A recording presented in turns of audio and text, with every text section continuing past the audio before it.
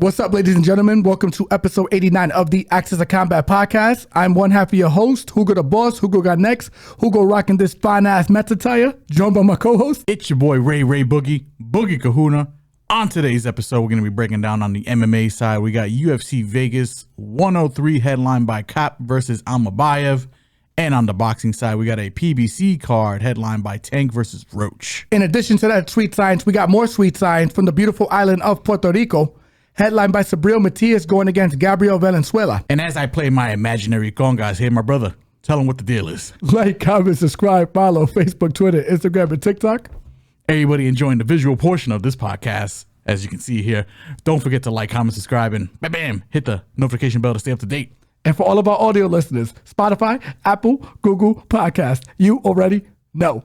First fight on the card at men's featherweight, we have Ricardo Ramos going one-on-one with the machine gun Chepe Mariscal. Ramos is 17-6, fighting out of Brazil, hailing from Brazil, 29 years old. Mariscal is 17-6 as well, fighting out of Denver, Colorado, 32 years old. This fight is kind of tough for me to break down. It's tough for me to break down because for me, Ricardo Ramos is a talented fighter, but the hype, in my opinion, doesn't really equal the expectations that people have of this guy. He strikes me as one of these all the way in or all the way out kind of fighters. I think he's a decent striker at range. I think he's very comfortable in the grappling exchanges, but I also think that his wrestling IQ in particular is questionable. Chepe's an all-action fighter, in my opinion. Walks forward, high pressure, throws a decent amount of volume. I think where he really shines, though, is on the ground. I think he's a bit of an underrated grappler. I think to call him a journeyman is a little bit disrespectful, considering he's undefeated in the UFC. What really makes Mariscal is his pressure and his pace. On the surface, this fight kind of comes off as a striker's delight,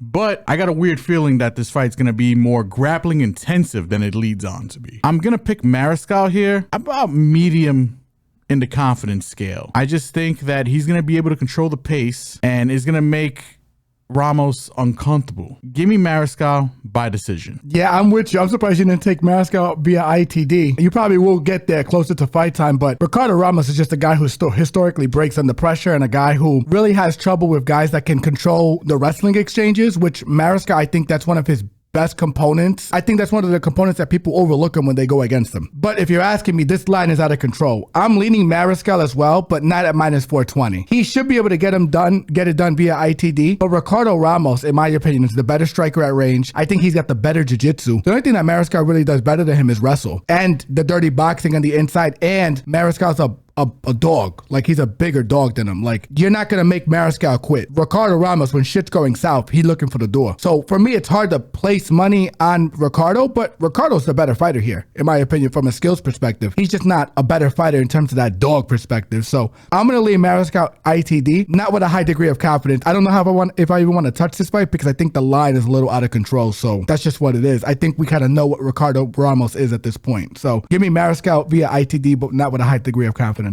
Next fight on the card at men's bantamweight, we have Douglas De Silva de Andrade going one-on-one with John Sexy Mexi Castañeda. Hey, yo. De Andrade is 29-6, fighting out of Brazil, hailing from Brazil, 39 years old. Castañeda is 21-7, fighting out of Minneapolis, Minnesota, 33 years old. On paper, this is a fight that Castañeda should win. Agreed. He should win this because the way to beat Andrade is to either overwhelm him in the striking department, which I don't think Sexy Mexi can do, but what I think Sexy can do is bring Sexy back in the grappling department. If he can just come in with a solid game plan, this is his fight to lose. The issue that I have with Castañeda is that he's a bit inconsistent. I think inconsistent is probably the appropriate word for him because I think when he's on his A game, he looks like a decent fighter in there. That is what gives me pause about picking him in this fight because Andrade, we know what he is. I mean, he's a 40-year-old guy that fights like a 30-year-old guy. Really wants to keep this standing. Extremely talented striker, in my opinion. He'll throw knees, he'll throw elbows, spinning back fists, flying knees, Superman punches. And he is capable on the floor. Doesn't really go to it, but it's a realm where I don't think you really want to test him. Like his previous fights, like the Stamen fight, or anytime he's really fought a wrestler, he can be controlled. Is Sexy Mexi the guy to do it? I don't know. I'll pick him, low confidence, but I got a weird feeling Andrade is going to win this by split decision. Yeah, I'm with you on Andrade, on that Andrade panel. I'll lean him as the pick here. And the reason being is because Castañeda, we've watched some of the fight footage. A lot of his fight footage, he does have the better wrestling acumen, but he doesn't really go to it till after the second round. It's weird. The first round, he's like, yeah, I just want to fill you out, get punched in the face a couple of times, see if I can stand up with you. And if I can't take the stand up, then I'm going to lean on the grappling in the second round. If I could trust Castañeda to go to his wrestling immediately in this fight and wear him down, the more explosive guy at that, right? I would be more confident in picking Castañeda. I just think he's another guy, if he's had a couple of fights in the UFC and he's had consistent patterns. Unless he's changed camps throughout this week and he has a better game planning coach, I'm going to lean Andrade for the lean here because I feel I know what Andrade is, and Andrade is going to land the bigger damage. Castañeda will try to test that round before he goes to his strong suit. And if you're telling me it's going to be 1-1 heading into the third, I'll take my chances on the plus 190, almost plus 200 dog here. Give me Douglas De Silva Andrade, probably by decision because Castañeda is tough and durable. Next fight on the card at men's flyweight, we have Energy Charles Johnson going one-on-one with Ramazan Temirov. Johnson is 17-6, fighting out of St. Louis, Missouri, 34 years old. Temirov, 18-2 overall, repping Uzbekistan, fighting out of Uzbekistan, 28 years old. Temirov is an exciting fighter. I mean, all action, powerful, throws everything into his leg kicks, throws everything into his punches. Does have a bit of a hole in the grappling department, not offensively, but defensively. And I think that's an area where I think Charles Johnson could, and I hope he does exploit in this fight. Charles Johnson, excellent striker. I think better wrestler in my opinion, but doesn't really go to it as often. I'm gonna be leaning Charles Johnson here for the win, and it's only because of the wrestling and his size. I think he should be able to, as long as he doesn't get chin checked by Temirov, I think this is his fight to lose. So give me Charles Johnson, third round decision. It's a pick 'em essentially at this point, and I'm with you on Charles Johnson. I think Charles Johnson has the wrestling upside. He's another guy just like the last opponent, Castañeda, that they don't really go to their wrestling immediately. So I have a little bit of room for concern. But what I do know is that he's the better striker. You kind of seen that, and he kind of evidenced that against Joshua Van, who is a much cleaner puncher than Temirov in his last contest where he's able to stop him in the third round. But I think Temirov throws his hooks wide. His kicks are nasty. It's a nasty spinning back kick, but that's probably the cleanest strike he throws in his game. His boxing is not all that. He just throws like a guy who's fighting at a bar over the last drink that the bartender's serving that night. At closing time. Yeah. And he's got no one to go home with. You know what I'm saying? So he wants his car keys, goddammit. You know, so and respectful of him, I think he's uber talented. He's a big ball of muscle, but I just feel like Charles Johnson has the tools to get this fight to the floor if he needs to, if the striking's not going his way. Plus, we haven't really seen Temirov really tested deep into fights at this elite level. I would love to see someone like Charles Johnson, who's had a full camp, really test this guy in terms of his endurance and cardio. St. Louis dude, you know, stand up. This is Charles Johnson's fight to lose. Give me Charles Johnson by third round or decision. I'm with you on that pick there. Next fight on the card at women's flyweight, we have KGB Andrea Lee going one-on-one with JJ Aldrich. Andrea Lee is 13-10, fighting out of Louisiana, 36 years old. JJ Aldrich, 13-7, fighting out of Denver, Colorado, 32 years old. Now, this is a fight if they made it 5 years ago. I think this would have been an easy Andrea Lee pick, but it's not 5 years ago. We're in 2025, the year of our Lord. And I think Andrea Lee just hasn't looked the same. You know, she's been on a tremendous losing streak. It's tough. I feel like she's lost a bit of a step. The age is getting to her. You know, Father Time is undefeated. On the JJ Aldrich side, she's got the tools. She's a decent, you know, wrestler. She's a decent striker. I think striking is probably more of the bread and butter for her. The issue that I have with JJ Aldrich is that she's just low volume. Sometimes she just maybe overthinks, tries to be too calculated in there, a little gun shy. That kind of makes this fight 50-50 because I still think Andrea Lee can win this. This is a winnable fight for her, but sometimes you just got to go with the trends. And the trend is saying that Andrea Lee is just on a downward spiral. And is this where the buck stops, or is this where she just keeps going down? Give me Aldrich here in a 50-50 fight. Not too much confidence in it, but I think this one just probably reeks of split decision all over it. So give me Aldrich, probably by decision. Yeah, I'm with you with the Aldrich via decision. I think she has the wrestling to be able to control KGB, and KGB has enough good jiu-jitsu to defend any submissions and or ground and pound from Aldrich from the top position. This is the same JJ Aldrich that took down Erin Blanchfield and controlled her for minutes in that fight. I feel like Aldrich has been slowly improving her game. Andrea Lee, as you mentioned, slowly on the downfall, even though some of those losses were split decision and split decision losses that I thought she won because I thought she beat Macy Barber. I thought she, out of her last 5, I thought she won at least 2 of them. So I do feel for her, but I do feel like this is kind of where we're seeing a little bit of a decline. Her last 1 or 2 fights, she's looked extremely slow. Angela Hill turned back the clock. We had the same worries about Angela Hill, her last fight, but she turned back the clock, got the win. Can Andrea Lee do the same thing? Sure. I'm not going to bet on it. I think this fight, like my brother said, split decision or majority decision. I feel like that's the way to play this fight. But if you're asking me for a lean, it's JJ Aldrich by decision. I think she will get it done. I think she will control positions. I think she's going to be able to bully her physically. I also think her striking has gotten a lot better. And I think she's a jack of all trades. Andrea Lee, 5 years ago, this fight, she's a minus 300. Unfortunately, we're a long way from that. And Vegas agrees. Aldrich sitting at a minus 190. Andrea Lee on a return plus 160. Give me JJ Aldrich via decision. Not with a high degree of confidence. I think the play, like my brother mentioned, is split decision or majority decision. Next fight on the card at men's welterweight, we have left hand to God, Danny Barlow, going one-on-one with the future, Sam Patterson. Barlow is perfect, 9-0, fighting out of Tennessee, 29 years old. Sam Patterson, 12-2-1, fighting out of England, 28 years old. Now this fight feels like if it goes the distance, that'd be a damn shame. It's one of these fights where I don't think it's going to go to the scorecards. Agreed. In the striking department, I think it's a pretty decent fight, but I'm going to edge Barlow for 2 reasons. One, I think he's just the better striker, the better boxer. And Sam Patterson's chin is unreliable. Where the fight gets interesting is if Sam Patterson's able to get his grappling going and take this to the ground, because I do think he's better at jiu-jitsu than he is in striking. And for his chin's sake, he probably wants this fight on the ground. Barlow really hasn't been tested in that area, at least to this date. I'm still going to be leaning Barlow here for the win. I just think to this day, I think he's just the better fighter. I'm going to be picking Barlow probably by knockout. Yeah, I like Barlow in this fight as well. I think Barlow has the boxing edge here. I think Patterson, he has good grappling. I would love to see what the submission number is, because if it's like a plus 1,000 or plus 1,500 or something outrageous, which it possibly could be based on how this fight's being lined, I feel that it's worth a sprinkle because we haven't seen Barlow tested at that department. But if you're asking me,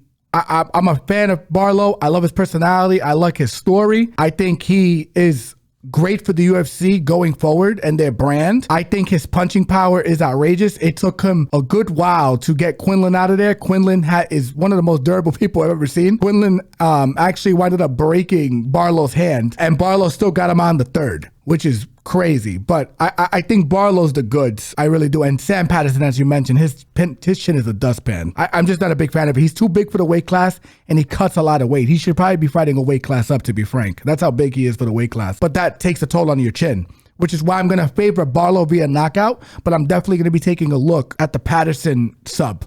I want to see how much that's valued, because we haven't seen Barlow, to your point, tested in that department. But give me Danny Barlow by knockout here. Next fight on the card at men's featherweight, we have Lucas Almeida going one-on-one with El Puma, Danny Silva. Almeida is 15-3, fighting out of Brazil, hailing from Brazil, 34 years old. Silva is 9-1, fighting out of Santa Ana, California, 28 years old. Exciting fight, definitely striker versus striker. Striker's delight here. Danny Silva, you know my man can take one to give one. All out, he's just all pressure, walk forward, throws in volume. A little afraid of his striking defense in particular here, but I'm still going to be picking him for the win here. And it's not because of the striking, it's because of the grappling. Lucas Almeida, excellent striker, probably the better striker. I think he's the more technical striker. I think he throws his punches more down the middle. Also a hard hitter, but where he lacks, it's a gaping hole. Pause.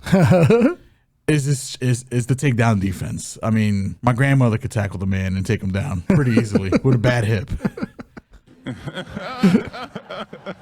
I think while this fight is on the feet, an exciting fight. But I think once this fight gets to the ground, and I think it will get to the ground because Danny Silva will mix in the grappling, it'll be a quick night for Almeida. Give me Danny Silva, probably by KO. I'll say 2nd round. Yeah, I'm with you. I'm gonna make this quick because I can't really add much more than what you said. Danny Silva has a glaring advantage with the grappling. Lucas Almeida, phenomenal striker, huge for the weight class, cuts a ton of weight for the weight class. He's given a lot of other people some trouble on the feet outside of like Pat Sabatini, who just buzzsaw through him. And thank you again for that, because Pat Sabatini was actually lined it like a pick'em with Diego Lopez, and I made a ton of money on Diego Lopez destroying this dude. Styles make matchups. I feel like Danny Silva's not going to be as aggressive with the wrestling as Pat Sabatini. I think Pat might actually beat a better wrestler. Yes. That's why this fight's interesting. But Lucas Almeida, regardless if even if you think he can stuff one or two of Danny Silva's takedowns, gas bag, does not have good cardio for this weight class. I think partly because of the weight cut and the size, but regardless, can he knock him out? Sure, but I'm not going to bank on it. I think Danny Silva's got a decent chin. He's the better wrestler. Give me Danny Silva here by ITD. How? Second, third round, I would say. Next fight on the card at women's flyweight, we have Montana De La Rosa going one-on-one with Luana Dread Carolina. De La Rosa is 13-9-1, fighting out of Arlington, Texas, 30 years old. Carolina is 11-4 overall, fighting out of Brazil, hailing from Brazil, 31 years old. Striker versus grappler here. Montana De La Rosa being the wrestler, Luana being the striker here. Low level fight in my opinion. I go back and forth on this because I do think Carolina is going to win for some reason. She shouldn't win. I think a Montana De La Rosa just gets her wrestling going here. Carolina's takedown defense isn't that impressive enough to stop her. Give me De La Rosa here. Low confidence. I'm not too high on it because, I mean, damage is king in the UFC when it comes to scoring, and Carolina's got that in bunches. I don't think De La Rosa's striking is that good. It is improved. She's a big question mark sometimes in my opinion, so it's a little scary to kind of back her here, but she should win this one. So give me De La Rosa by decision. Yeah, I'm with you on the dog here. And this is a classic striker versus wrestler situation. I'm picking De La Rosa simply because Carolina hasn't really faced the level of competition that she has. I know Montana's on a losing streak here a little bit, if I'm correct, or she might have just won one. I can't recall. Regardless, it doesn't matter. She's just fought the better brand of competition in terms of like the wrestling situations. She fought Macy Barber, won grappling exchanges against defense against Macy Barber. She was actually doing a good job against Tatiana Suarez in the first round before Tatiana eventually got her neck. If she can hang with those girls and win exchanges and get them to the floor and or reverse position on them, she's going to be able to do it against Luana Carolina, in my opinion. I also think that Montana's going to be the girthier fighter here. Regardless, I just think Montana, classic striker versus wrestler, you got to lean the wrestler, the person who can control the fight, cage push, win minutes. To correct myself, Montana De La Rosa's last win was against Andrea Lee, which unfortunately, like we said earlier, if Andrea Lee was 5 years younger, I think we're picking Andrea probably wins that fight. Yeah. Because that's how good Andrea was in her peak. Montana, still young, big for the weight class. I think she's going to be able to get it done via decision here. Probably by a sub. Let the week progress as it goes, and we'll see where we land up with this. But if that sub is a juicy enough number, I'll play it, because I do think if she gets Luana's back, it's lights out. But I think I'm going to go by decision, pick with the cage pushing, and I think Luana's probably going to be expecting her to go for the wrestling, so I'm assuming she'll be able to stay on her feet for at least most of the fight. Give me Montana De La Rosa via decision here. Next fight on the card at men's heavyweight, we have Austen Lane going one-on-one with the debuting Mario Pinto. Lane is 13-5, fighting out of Jacksonville, Florida, 37 years old. Pinto is perfect, 9-0, fighting out of London, England, but repping Portugal, 26 years old. I usually don't like picking people who are making their debuts, but Austen Lane is a bum.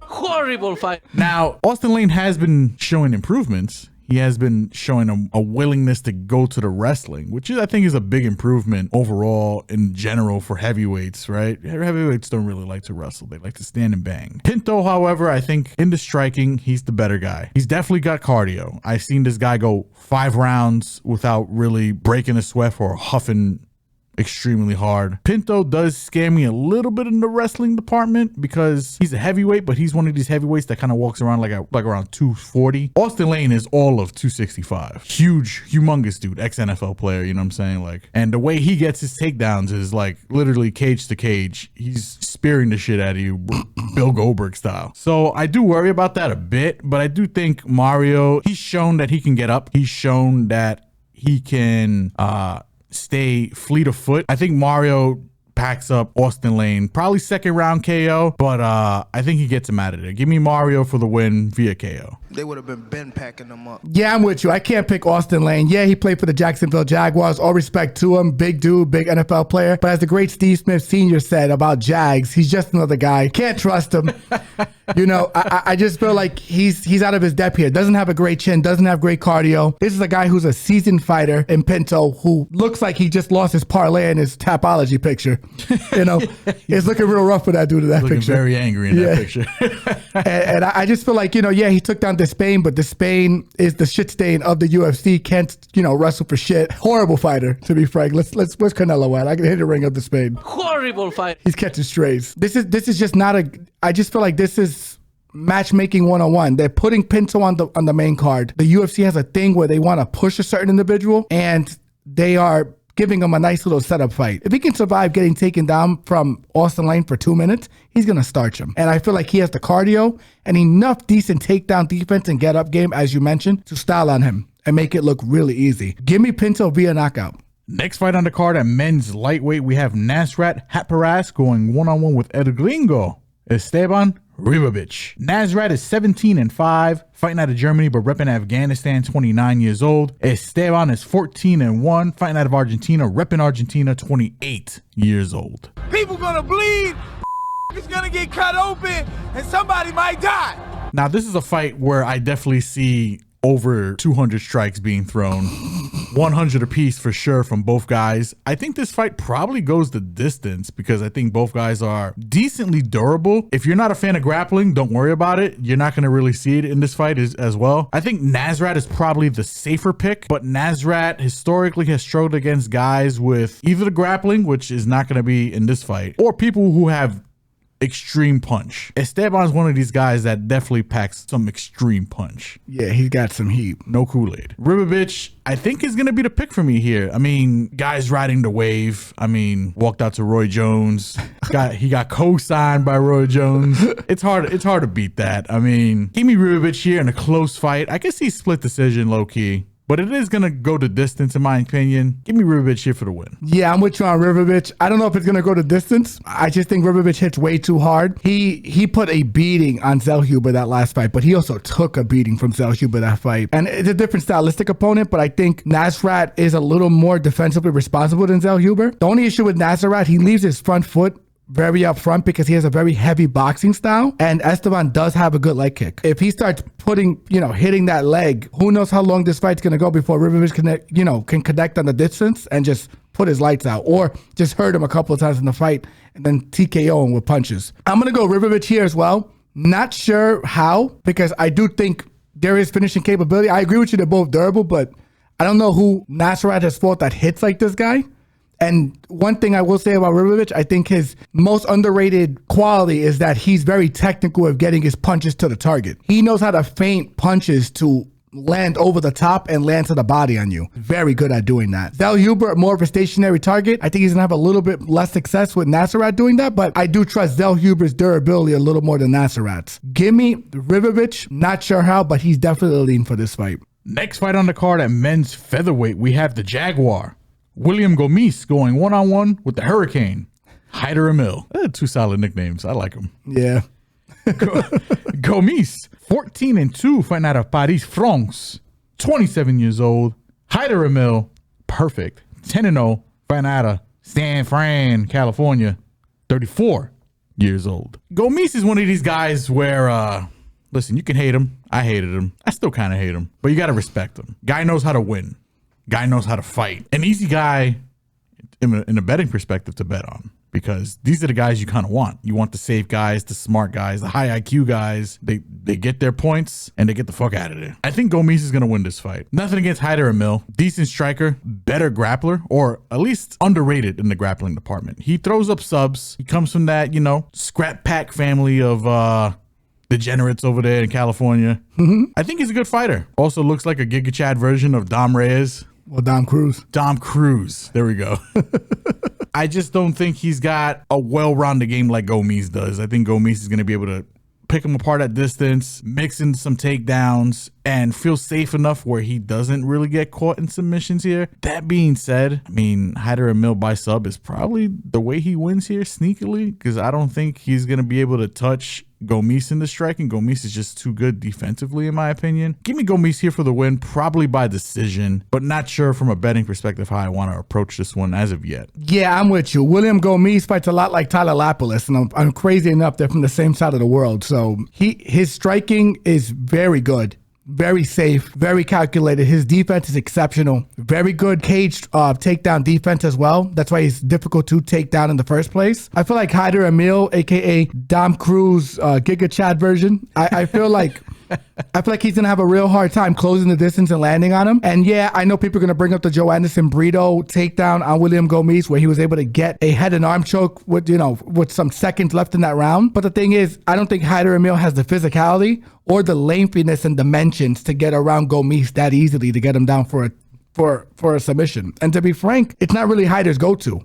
Joe Anderson will lean into that if he can't get you. Hyder will probably chase you around the whole fight. And I can definitely see that happening. And if that's going to happen, this is the easiest pick on the card. With whether or not he wrestles or not, this is the easiest pick on the card in my opinion. I think this is an easy Gomis via decision. I think Gomis is going to be able to control range, teep kick, keep him at distance, jab when he's supposed to, not be there when he's not supposed to. I think this is an easy Gomis win. Give me Gomis by decision. I'd be very surprised if Giga Chad Dom Cruz wins this fight. I'd be very surprised. Next fight on the card at middleweight and is currently constituted. Believe it or not, ladies and gentlemen, this is the co-main event of the evening. We have Cody Brundage going one-on-one with the Cuban Missile Crisis himself, Julian Marquez. Brundage is 10-6, fighting out of Inglewood, Colorado, 30 years old. The Cuban Missile Crisis is 9-5 overall, fighting out of Las Vegas, Nevada, 34 years old. Not Cody's original opponent. I mean, the Cuban Missile Crisis is stepping in short notice. Originally supposed to be fighting the Ultimate Fighter's Ryan Loader. And if that fight would have went down, I think that would have been an easy Loader pick for me. Bring the Barry Manilow. It's over, baby. It's over. The sweet sensations of grappling would have went down there and cue to Barry for sure. But now we're getting the Cuban Missile Crisis here instead. Brother, this guy stinks! I mean, which guy are we talking about here? I mean, both of them. We have a guy who will definitely look for the door when the going gets tough versus a guy who can be broken if the pressure gets hot enough. Why? I think unders hit here. If this fight goes to decision, my God. Someone fucked up. Something went horribly wrong. Cody Brundage early, Marquez late is kind of the way I'm feeling this one out. I think Cody probably hit harder of the two guys. I think he's probably got the faster hands. More technical for sure. More technical, definitely can present Marquez with some issues early on in the fight. But if Marquez gets out that first round, I think Marquez can definitely starch Cody. Yeah, 100%. Fight ends in KO is probably the way you want to go here. I don't think anybody gets submitted. I think this is going to be a slobber knocker. Yeah, I'm with you on this. And honestly, like, I'm going to pick a side just for the podcast's sake. But if you think I'm betting any of these sides, Stupid. I'm not going to let you get the chance. like, this is a pure 1-800-GAMBLERS fight if you're picking a side. I think you pick the unders, you pick the violence here. Cody early, as you mentioned. I'm going to lean Marquez just because I think Marquez is going to outdog this dude. Unless Cody can get him in an early submission or knock him out early, once it gets past that first round, there's a good live bet spot. I feel like you just slam Marquez unless he looks dead tired or he's like got enough damage where the referee's gonna stop in the corner. This is a pure 1-800-GAMBLERS fight if you're picking a side. I do feel like the violence is there. So I'm gonna cue up Mike Perry. People gonna bleed, is gonna get cut open, and somebody might die. I think Cody Brundage has probably more talent than Marquez, but he just doesn't put it together, man. He just doesn't, and he just gasses. He's a quitter. You can't put your money comfortably on a guy who's a quitter. And Marquez is just a low IQ fighter. Like, he just goes into the brawl, and if the brawl doesn't go his way, he gets melted. It's melt or be melted. He goes in there and whatever happens, happens. Yeah, he wakes up after every fight, and he's like, I ain't gonna lie, I'm getting cooked. you know what I'm saying? Like, that's how he wakes up. Like, damn, like, I got baked. You know what I'm saying? Like, and I feel like he's just comfortable with it. Until he shows me something different, I'm never gonna trust. I think he is what he is. I don't think he's ever going to show us anything different. So for me, you bet the unders here. You bet the violence. That's the way to play this. Marquez for the podcast's sake, lean, but you'd be crazy if I'm going to put my money anywhere close to this fight once again. Stupid. I'm not going to let you get the chance. Next fight on the card at men's flyweight And has currently constituted the main event of the evening. We have Starboy Manel Kape going one-on-one with Asu Almabayev. Starboy is 20-7, fighting out of Las Vegas, Nevada, but repping Portugal, 31 years old. Almabayev is 22-1. No, correction, he's 21-2. Fighting out of Kazakhstan, repping Kazakhstan, 31 years old. Not the original opponent for either one of these guys. This is kind of a mishmash of a main event that was stitched together. Manel Kape was originally supposed to fight Raw Dog. Almabayev was originally supposed to fight Steve Erceg, which Correct. then turned into Alan Nascimento, which now turned into Manel Kape. I think this is Manel Kape's fight to lose, in my opinion. I think he's just the better overall fighter, the more complete fighter. I think he's the better striker. And I think if this fight stays standing, he's going to be able to control the distance and, you know, pick his shots and move around and not put on a masterclass, but, you know, put on a show for the people. If Almabayev is able to get the grappling going in this fight, I do think he's the better grappler by miles. I think he's an underrated leg striker. It's just going to be tough because I think Kape's got the takedown defense that can kind of mitigate at least some of that offense early on. I do think this fight is going to go to distance no matter what. I don't think anybody finishes anyone here, but I'm going to be leaning Manel Kape for the win via decision. But in terms of a bet, don't know where I'm going to lean one way or another. Yeah, I love the overs for this fight. And I love the overs because Manel is not a finisher outside of his last fight where that guy was on short notice. So Manel's fought the better brand of competition. Asu has never been really pushed 5 rounds before. We got to see if that wrestling can go 5 rounds. He also couldn't finish Jose Johnson on the floor, who I think is overrated on the floor. He gets subbed by everyone. And I feel like Manel is much better than Jose. There's a big step up in competition for Asu from his last fight. And it's just a lot to ask for on short notice because these guys are kind of fighting each other on short notice. I think there is going to be a big respect factor for at least the first 1 or 2 rounds. I expect this fight to be slow. This is a different stylistic opponent than what they were getting ready to get, you know, fight for. Outside of Asu, he's fighting Steve Erceg, who I think is a little closer to Manel than Royval is to Asu. Royval is a more complete mixed martial arts fighter, to be frank. This is Manel's fight to lose. He's fought the way better brand of competition. He's been able to keep these guys on the outside. His striking's really good. His takedown defense is far improved. Asu, a little small for the weight class too. You know, Manel has trouble making weight, which says a lot. I just feel like Asu has a lot. He's got to hope to control him for 5 rounds without taking damage, which I don't know if he can do. Manel's get-up game is actually decent. And I know Makayev was able to hold him down in certain spots, but if you're asking me, I think Makayev has better wrestling than Asu. Let's just call it what it is. So for me, this is Manel Kape via decision, but we'll see how things look close to the fight time. And I want to see how much more disrespectful this line gets because this fight also has split decision written all over it as well. But give me Manel Kape as the lean for the podcast sake. And that does it for UFC Vegas 103. But moving right along from MMA to boxing, from Vegas to Puerto Rico, we have a main event 12-round main event. Subriel Matias going one-on-one with Gabriel Valenzuela. Matias is 21-2, fighting out of Fajardo, Puerto Rico, 32 years old. And we got Gabriel Valenzuela on the comeback, 33-1, fighting out of Guadalajara, Jalisco, Mexico, 30 years old. Yeah, this is a fight that I see on paper. Subriel Matias lined up -370 with Valenzuela coming back at a +260. I think this is a little bit of a mistake by Vegas, low-key, because this is Subriel Matias, and this is a guy who's not Liam Paro. Liam Paro was able to expose the deficiencies in Subriel Matias. Liam Paro knew when to be all the way in and all the way out. Valenzuela has shown the capability of doing that and being able to, you know, pick his shots and be calculated against a guy like Montana Love. Also dropped Montana Love in that fight, which was impressive, but that hasn't really aged well because Montana has gotten a little exposed. Valenzuela is not going to have those same opportunities to be patient in this fight because Subriel is going to put pressure on him. I do trust Subriel's team. I do trust that he is going to make the adequate adjustments, particularly after getting let go by Eddie Hearn. This is a guy who unfortunately did kill someone in the ring. That's how dangerously hard he hits. I believe his name was Maxim Dadashev, which, rest in peace, man. You know, it's a tough way to go. It was a beating. He whooped his ass. I feel that Gabriel does have capabilities to keep this fight at range, but I also feel like he gets lured into gunfights a lot more than he would like to. He can pick his shots, can be patient, but I feel like even if he comes in with that game plan, he's eventually going to be led into a war with this guy. He doesn't have the best footwork. He's not fleet of foot. Subriel Matias is a guy who's going to break you down with pressure, and it's hard to fight off your back foot for 12 rounds. Give me Subriel Matias here by knockout because I don't feel like Valenzuela is going to be able to maintain a game plan, or he's going to be able to think that he can outgun a bigger gun, in my opinion, in this contest. Give me Subriel Matias by knockout, mid to late rounds.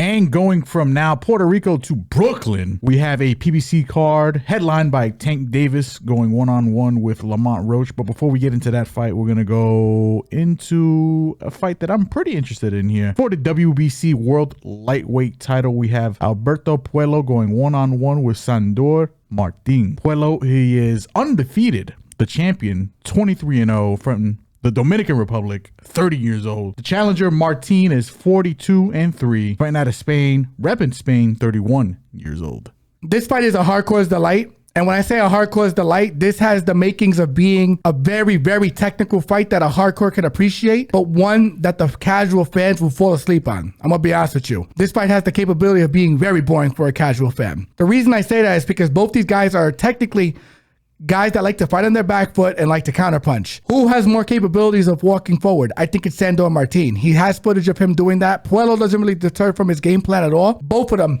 are southpaws. Both of them have a decent right hook. Sandor Martin dropped Teofimo Lopez twice, once unofficially in that fight. A fight that I thought he won. I feel like Puello has been like upset arena. Beat a couple of contenders in the division. Beat the Gary Antoine Russell Jr. that we're going to be following, covering in the next fight coming up in this card. I thought Gary won that fight, but Puello, it was close. And you can't tell me Puello didn't have his moments and exploit Gary Russell for some of his deficiencies in that fight. Puello, good punching power, decent forward pressure when he needs to. He's more explosive and more picky with when he needs to go forward, when he needs to control pace and or win points in that round. Sandor does a lot of the same thing though, which is why this fight is like a chess match. I'm going to lean Puello, not with a high degree of confidence. This fight is going to decision. I don't see either one of these boys stopping each other. I feel like Puello is going to edge him just because I think Puello's the better counterpuncher. Puello is, I think, fought the better brand of competition. Sandor did drop Teofimo, but this is Teofimo moving up a weight class. It's going to be close. The way I would play it is overs and or split decision or majority decision. If there's a play for that, that's how I would play it. I think this fight's going to be razor close. It's going to go either way. I'm leaning Puello for podcast sake, but I have no interest in betting a side in this fight because it's going to be that close. Give me Puello via decision, but the plays are definitely the overs and the split and or majority decisions for this fight. Next fight on the card, and as currently constituted the co-main event for this PBC card for the WBA World Super Lightweight title, the champion, Jose El Rayo Valenzuela, going one-on-one with the challenger, Gary, the last Antoine Russell. Valenzuela is 14-2, fighting out of Seattle, 25 years old. Gary Russell, 17-1, fighting out of Capitol Heights, Maryland, 28 years old. Yeah, the reason they call Gary Russell the last Antoine is because he's the last Gary Russell in the family. He has like 3 brothers and they're all named Gary Russell just with different middle names. That's insane. Just for casual fans who don't know. And I like his middle name. The last Antoine is great because it's like the last Jedi, you know what I'm saying? So, big shout out to them. I like his style. I think he's a very fun fighter, very come forward, knows how to place his punches, very calculated, very technical, doesn't get enough credit for how technical he was. He is, rather. The only issue I've had with Gary Russell is his activity. However, this is the first time he's fought consecutively within a 6 to 8 month span in a while, if I'm correct. He is no longer going to be labeled in that Jeepers Creepers category where he comes out every 23 years for 23 days to feast. Now he cut that time in half because Jeepers Creepers got a little hungry. But he also lost to Alberto Puello. I think that lit a fire under his ass a little bit. Close fight, like I said, I thought he won the fight, but I'm not mad at them giving it to Alberto. Jose Valenzuela coming off a big win from Pitbull Cruz. We bet that fight because he was a plus 600, which I thought was fucking crazy. Insane numbers. And I think, Pitbull could not cut off the ring. We knew he could not cut off the ring.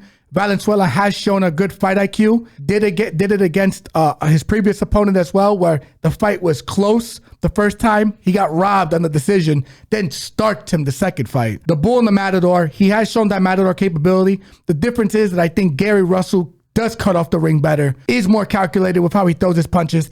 And this is also a fight where Pitbull is not going to be, unlike Pitbull, Gary Antoine's not going to have a significant size and reach disadvantage. He's going to be smaller, but he's going to be able to cover more ground than Pitbull because he has bigger dimensions than Pitbull. Pause. Give me Gary Antoine Russell. I'm going to say by knockout, but I as this fight gets closer, I might switch it to decision because I think Jose Valenzuela has leveled up a lot.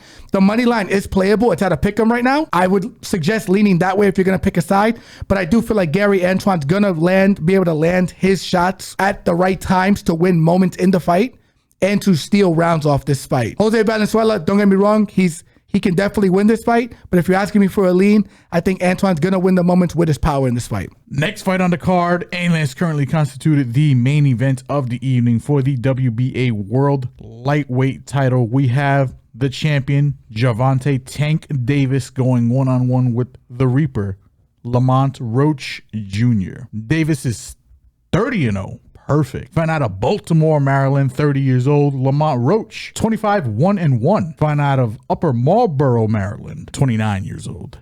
Yeah, so this is what are we doing? What are we doing boxing? I hate this fight. And I hate this fight because I think Roach has real skill.